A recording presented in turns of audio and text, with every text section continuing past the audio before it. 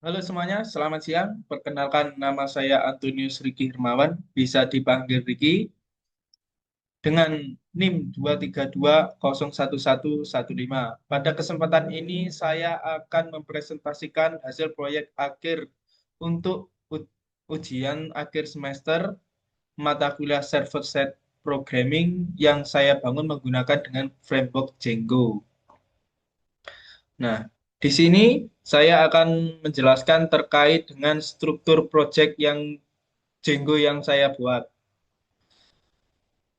Pertama adalah ini nama project. Di sini saya menggunakan nama UTS SSB karena project ini berlanjut dari UTS, terus saat ini akan dikembangkan di ujian akhir semester. Di dalam struktur projectnya ini adalah project saya, dan di sini adalah project lagi dengan nama blog. Yang kedua ini adalah min package namanya dalam framework Django atau biasanya nama dari foldernya. Dalam folder min package ini terdapat init.py, ASCII.py, setting.py, dan urls.py, wsgi.py. Di dalam init ini kosong, meskipun kosong ini tidak boleh dihapus karena sudah bawaan dari framework Django-nya saat kita menginstal project Django kita. Nah, dalam project setting.py di sini adalah jantung dari proyek. Di sini semua konfigurasi utama berada seperti koneksi database, static file, dan mendaftarkan aplikasi yang saya buat. Di sini saya menggunakan dalam dalam proyek UAS kali ini membahas juga terkait dengan admin ya. Nanti admin untuk menyimpan, untuk mengelola dan menyimpan database ataupun data yang kita inputkan dalam user interface dari website kita. Nah, di sini saya menggunakan template admin dari Unfold dan kita harus daftarkan di install apps. Nah, selanjutnya ada urls.py. Urls.py ini adalah fungsinya sebagai peta, peta jalan atau daftar URL untuk keseluruhan situs. Setiap request dari pengguna akan diarahkan oleh file ini ke fungsi yang tepat. Selanjutnya adalah di sini sebelum ke ini adalah apps kita atau aplikasi yang saya namakan profil. Nah, sebelum ke profil, kita menyinggung terkait dengan my environment atau environment. Environment adalah bahas lingkungan pengembangan proyek kita. Apa itu environment? Adalah lingkungan Python yang terisolasi dari sistem utama. Tujuannya adalah untuk mengelola dependencies atau library yang dibutuhkan oleh project secara spesifik. Mengapa environment ini penting? Yang pertama adalah untuk menghindari konflik. Setiap proyek mungkin membuat versi library yang berbeda. Misalnya proyek A butuh Django versi 3, sementara proyek B membutuhkan Django versi 4. Dengan VNV ini atau My Environment ini, library untuk setiap proyek ini tidak akan saling timpang tindih dan menimbulkan konflik. Yang kedua adalah portabilitas dan reproduksibilitas. Ketika proyek ini akan dijalankan di komputer lain atau dideploy ke server, saya hanya perlu memberikan file requirement.txt. File ini berisi daftar semua library yang digunakan orang lain bisa dengan mudah membuat ulang lingkungannya yang sama, persis dengan menjalankan pip install min-r requirement.txt. Nah, selanjutnya adalah folder profil atau folder app kita yang bernama profil. Dalam profil dalam folder profil ini akan menyimpan, ini otomatis akan menjerat, yaitu ada foldernya lagi migration atau nah di sini adalah folder admin.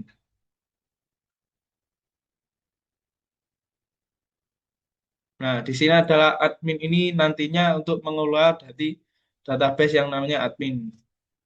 Nih, contoh data saya adalah ada barang, barang admin, jenis, about, kontak, dan kontak message. Di sini adalah kelasnya barang admin.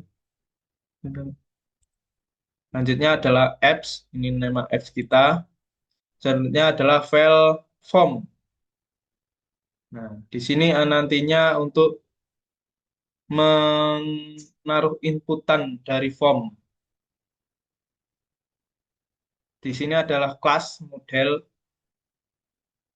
Nah, di sini kelas jenis model-model ini adalah nanti mendeskripsikan datanya. Misal kode barang ini adalah menggunakan char file, max length-nya adalah 8.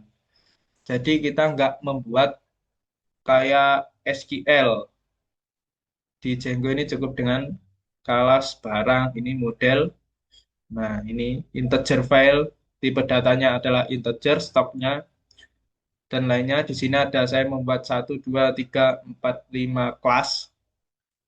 Ini adalah kontak message nanti yang bisa kita menerima inputan dari user.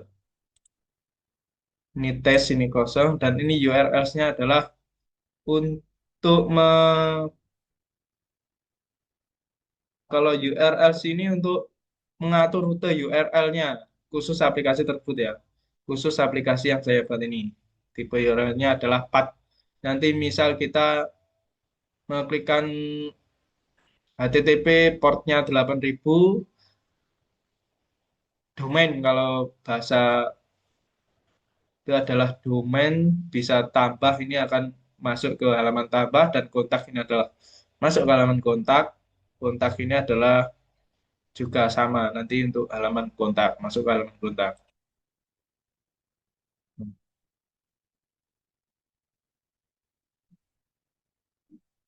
Baik, selanjutnya di sini adalah file static. Di sini saya menggunakan file static untuk menyimpan style CSS saya, CSS yang digunakan dalam website saya. Selanjutnya adalah ini adalah image untuk menyimpan gambar yang saya taruh di file folder static.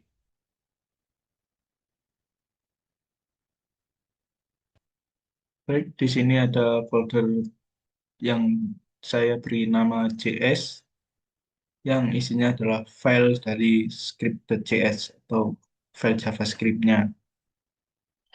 Selanjutnya adalah di sini ada folder templates, di sini ada index, ada kontak sukses, ada kontak, dan ada index.html. Ini nantinya adalah untuk merender halaman atau tampilan user interface yang nanti di ketika server di running di lokal kita. Untuk base HTML ini adalah template dasar yang menjadi kerangka utama layout atau halaman lain. Fungsinya mirip seperti template induk yang digunakan untuk menghindari pengulangan kode HTML yang sama di banyak file. Konsep ini disebut template inheritance atau pewarisan template dalam Django. Baik, sebelum kita running project-nya,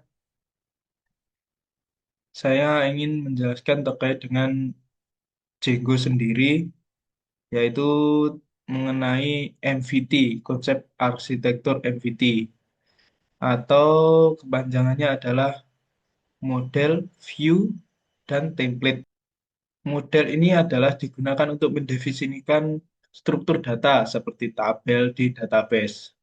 Di sini saya membuat model menyimpan data seperti nama, email, dan pesan. View ini bertugas mengatur logika seperti menerima input dari pengguna, memprosesnya lalu mengirim data ke template. Template berisi file HTML untuk menampilkan data ke pengguna. Django menyediakan bahasa template agar kita bisa menyisipkan data dari backend ke tampilan. Jadi ada template nanti ya tampilannya. Baik, selanjutnya di sini akan saya merunning programnya dengan pertama-tama adalah mengaktifkan virtual environment atau MyEnv. Taktik di terminal harus gunakan command prompt karena untuk PowerShell biasanya terjadi error atau tidak bisa. Kita MyEnv, perintahnya MyEnv script activate. Nah, kalau sudah dalam kurung ini artinya My INV sudah aktif. Selanjutnya kita masuk ke folder project kita bernama blog. Untuk merunning program kita yaitu dengan perintah py manage.py run server. Enter. Nah, nanti akan berjalan di server di lokal kita HTTP portnya adalah 8000. Bentar.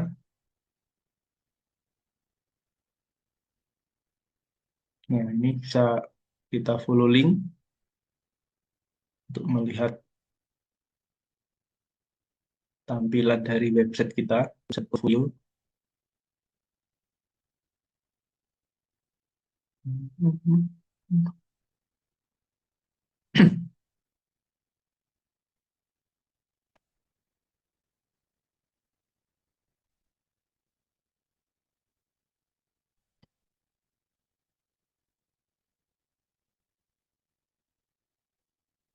Nah, di sini memberikan website dari yang saya buat atau user interface-nya.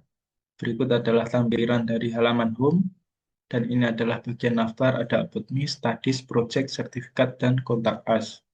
Kita klik About Me untuk halaman About Me. Di sini adalah halaman About saya, berisi foto dan teknologi yang sedang saya gunakan, atau bahasa pemrograman yang sudah saya bisa, atau karena tidak belum terlalu dalam sih, tapi masih belajar.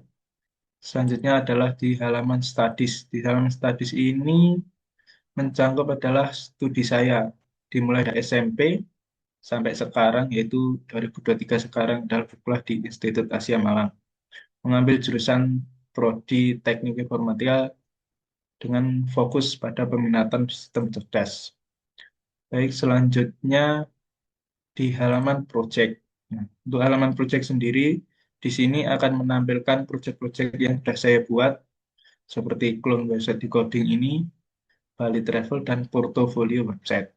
Dan di sini juga bisa melingkan ke GitHub, dan ini adalah teknologi yang saya pakai. Selanjutnya di halaman sertifikat. Di halaman sertifikat di sini akan menampilkan course-course atau sertifikat seminar yang sudah saya ikuti.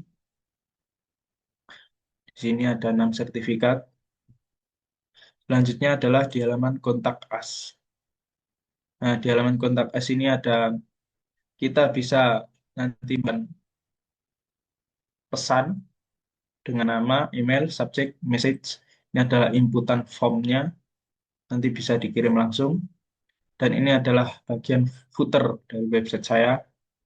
Ini adalah, dan ini juga ada link media sosial yang sudah saya tautkan ke medsos saya masing-masing. Kurang lebih seperti ini tampilan bervis website saya. Selanjutnya di sini saya akan mendemonstrasikan terkait dengan template admin yang sudah saya buat. Kita masuk ke portnya dan mengubah ke nama admin untuk masuk ke halaman admin.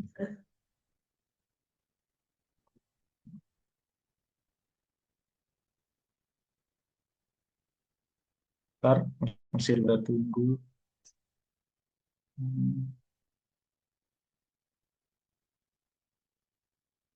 Nah, di dalam admin ini saya menggunakan template-nya dari Unfold, template bahan dari Unfold.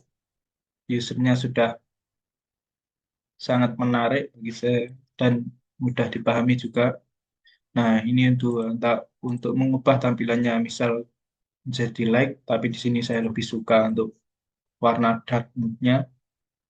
Nah, di sini adalah data-data yang sudah saya buat. Ini profil, about, ini ada about barang, kontak message, kontak barang, karena sebelumnya praktek juga untuk database barang pada waktu pertemuan perkuliahan. Di sini kita juga bisa menginputkan data untuk barang. Nah, tinggal diklik ini, misal kode barangnya adalah 20, Nama barangnya adalah Papen ya ini stone. Oh, jangan stone Island sudah over. Stoknya adalah 12, harganya adalah 100.000. Ini gambarnya kita bisa kosongi. ID jenisnya adalah kita pilih pakaian. Selanjutnya kita save. Karena save. Nah, untuk barangnya tampil di sini adalah pulver. Kode referensinya 20, harganya 100.000, stoknya 12. Diinputkan tanggal inputnya Juli 15, 2025. 25. Selanjutnya adalah di sini ada juga halaman kontak message, tapi saya tidak pakai ini karena saya sudah buatkan yang baru untuk kontak di sini. Oh, ini sudah kontak message, ini yang pakai yang sudah saya perbarui dan di sini yang tidak saya pakai di halaman kontak. Selanjutnya ini adalah jenis yang untuk praktek praktek dalam perkuliahan. Baik, selanjutnya saya di sini ingin menambahkan project. Di sini adalah halaman dari yang nantinya akan disimpan dan ditampilkan di halaman project tadi. Kita bisa klik Add Project. Nah, judulnya adalah karena kemarin saya baru belajar teknologi Next.js, saya bikin namanya adalah projectnya adalah My Store. Deskripsinya adalah ini adalah toko online saya yang saya buat dengan bahasa pemrograman Next.js. Nantinya teknologinya yang dipakai adalah Next.js. Gambarnya kita bisa inputkan dari komputer kita. Nah, di sini gambarnya saya sudah screenshot di halaman. Oh, di sini ada tampilan dari link GitHub-nya. Kita bisa search GitHub.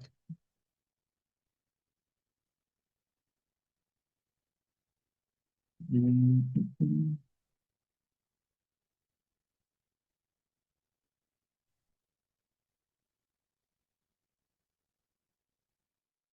Tunggu loading dulu GitHub-nya.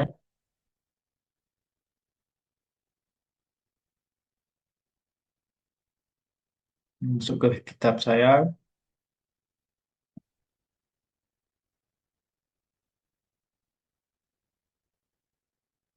Masih loading. Ini. Ini adalah GitHub yang sudah saya buat. Nah, di sini pakai Next.js teknologinya, bahasa pemrogramannya, kita copy linknya. Nah, sudah di copy, setelah kita masuk ke Django admin lagi, kita close karena kita sudah nggak pakai, kita tempel. Nah, selanjutnya adalah kita save.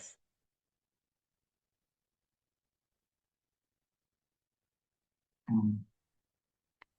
The project master was add successfully. Berarti sudah berhasil kita tambahkan. Di sini, di sini kita ganti ke port 8000 untuk masuk ke website kita tadi.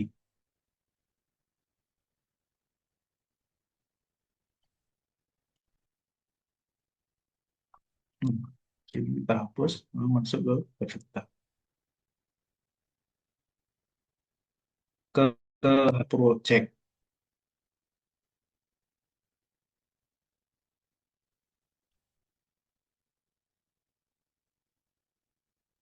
Nah, di sini sudah masuk tadi yang kita enter.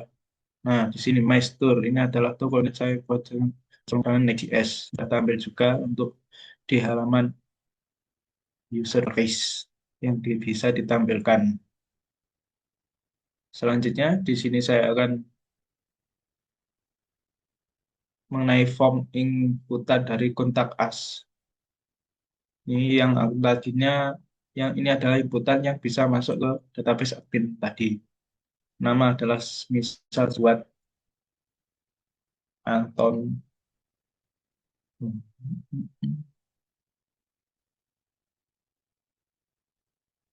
Anton Firman. Emailnya adalah Anton Firman at gmail.com.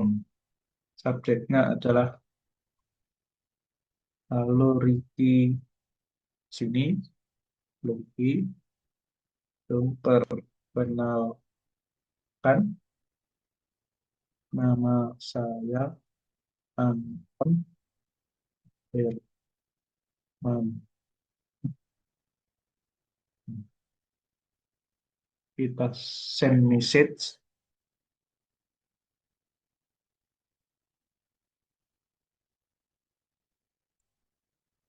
Nah, ketika ini tandanya sudah berhasil, halaman nanti sudah terinput akan masuk halaman home. Selanjutnya kita buka lagi database in,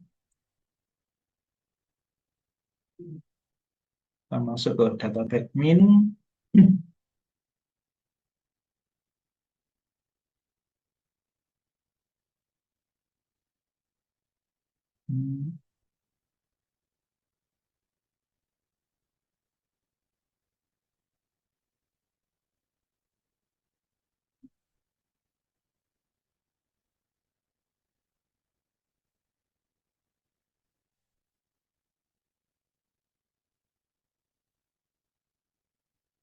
Nah, di sini ke database admin, di sini ada pemberitahuan pesan berhasil dikirim. Selanjutnya kita lihat di kontak message. Apakah tadi pesannya sudah berhasil masuk ke database admin dalam kontak message-nya. Nah, ini namanya adalah Anton Herman di atas sendiri. Kita bisa lihat dengan klik 2 kali.